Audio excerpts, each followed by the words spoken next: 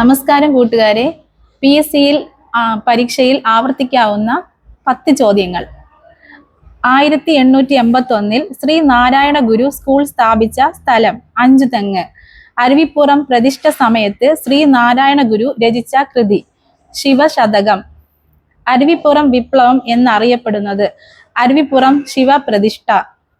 ശ്രീ നാരായണ ഗുരു രചിച്ച തമിഴ് കൃതി ദേവാര പതികങ്ങൾ.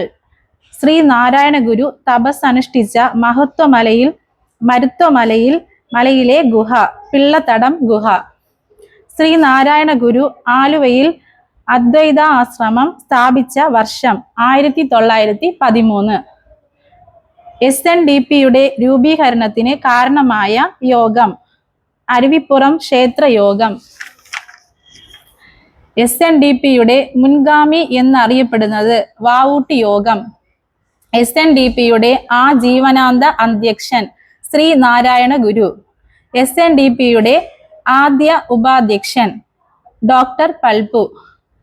നാളെ വീണ്ടും ഇതേ സമയം പുതിയൊരു വീഡിയോയിലേക്ക് എത്തുന്നതായിരിക്കും. Thank you.